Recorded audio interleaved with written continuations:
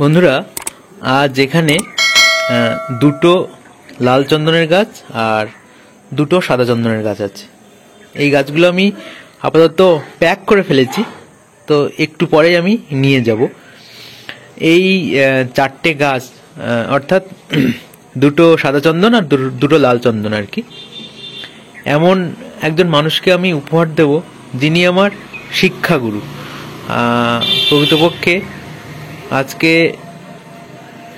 এত এই ভূগোল প্রেম বলুন, ভূগোল সাবজেক্ট সম্পর্কে ভালো লাগা, ভূগোল সম্পর্কে শেখা, ভূগোল নিয়ে পড়াশুনো করে এতদূর এগিয়ে যাওয়া, সব কিছুর জন্য তার অবশ্যই অবদান আছে। তো সেই কথা স্মরণে রেখে সেই মানুষটিকে যদি এই গাছগুলো দিতে পারি, সত্যি আমার শুধু ভালো লাগবে নয়, আমি অনেকটা অন্তর থেকেও তৃপ্ত হব। তো তার উদ্দেশ্যে এই গাছগুলো নিয়ে যাব। তার জন্যই আমার এই ছোট্ট ভিডিওটি। এখানে মোটামুটি দুটো সাদা চন্দন আছে, আর অ্যাকচুয়ালি লাল চন্দন এখানে আপনাদের মনে হচ্ছে তিনটে আছে, কিন্তু তিনটে নয়। এই চন্দন গাছটি, এই লাল চন্দন গাছটি গোড়ার দিকে রয়েছে একসঙ্গে, মানে একটা বীজ থেকে লাল চন্দনের কিছু কিছু বীজ থেকে একটা বীজ থেকে দুটো চারা হয়, তেমন একটি চারা দেখুন এখানে একটা বীজ থেকে দুটো চারা হয়েছে।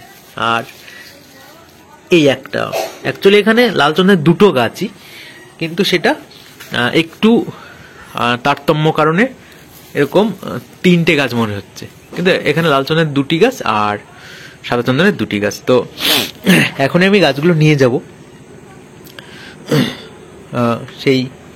সেই সত্যি বলতে কি বিশেষ মানুষের উদ্দেশ্যে তাকে আমি দেব। তো তার সম্পর্কে ডিটেলস আমি বললাম না, বলাও আমার ঠিক হবে না। তো মোটামুটি এই জন্য আপনাদের এই ভিডিওটা দেখলাম বন্ধুরা।